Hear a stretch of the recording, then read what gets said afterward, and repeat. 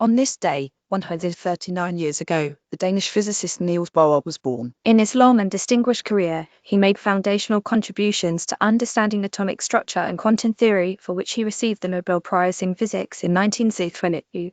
Bohr founded the Institute of Theoretical Physics at the University of Copenhagen, now known as the Niels Bohr Institute, which still produces cutting-edge science today. Read more about the 800 of Niels Bohr Among papers during the 1910s. Bohr completed the foundational understanding of the structure of the atom, mainly that it's orbited by electrons in quantized stationary states around the atom's nucleus in order to stabilize it.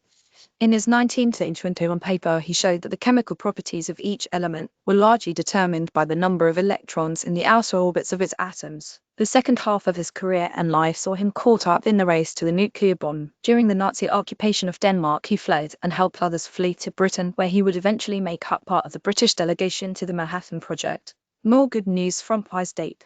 The Stamp Act Congress convened in New York to draw up colonial grievances against England and 1765. The US and British governments announced the establishment of the United Nations, the intergovernmental organization that won a Nobel Peace Prize in 2001 for sending peacekeeping troops into conflict areas like East Timor. 1940, American poet Allen Ginsberg performed his poem Howl for the first time at the Sixth Gallery in San Francisco. 1965, New York's Metropolitan Opera hired its first black performer, contralto singer Marian Anderson. 1965, President John F.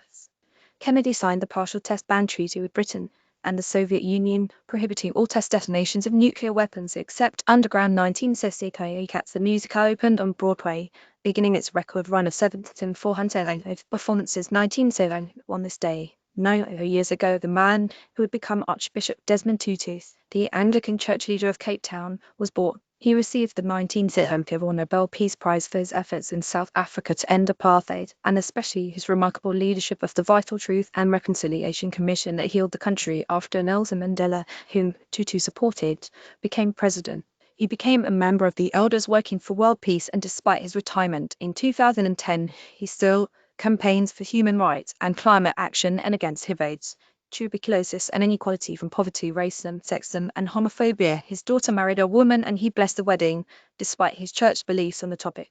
Dalai Lama and Tutu in 2004 by Kerry Lind, CC License in 2016. The affable and exuberant church leader co-authored a book with his good friend, the Dalai Lama, entitled The Book of Joy, Lasting Happiness in a Changing World. Inspired by their best-selling book, now comes a new film from the religious odd couple called Mission Joy, Finding Happiness in Troubled Times. Watch the trailer, which shows them constantly teasing each other and laughing with abandon of a teeny daddy film, and find out more about the film at missionjoy.org. 4 years ago today, the University of Oxford in England allowed women to become full members and study for 4 degrees for the first time, and the first 40 women were admitted. Oxford University Christchurch Dining Hall Chensu and CC License. Prior to that day, women could attend Oxford lectures and take exams, but could not matriculate or graduate. With the passage of a new statute, women who had already attended classes and earned honours on exams were allowed to be formally admitted and receive their degrees based on past performance. 1963, happy 59th birthday to the brilliant cellist Yo-Yo Ma, who was born in France. The Chinese-American musician was a child prodigy, performing from the age of 5 when his mother, a singer, and father, a violinist, moved to New York City. His 90 albums have received 18 Grammy Awards, and his kindness follows him around the world on tour after tour. His fascination with other cultures and the ways their music can be blended together resulted in the non-profit Silk Road Project. Ongoing since 1978, it is described as an arts and educational organization that connects musicians, composers, artists, and audiences around the world. Watch a clip below and see Yo-Yo talk about Silk Road.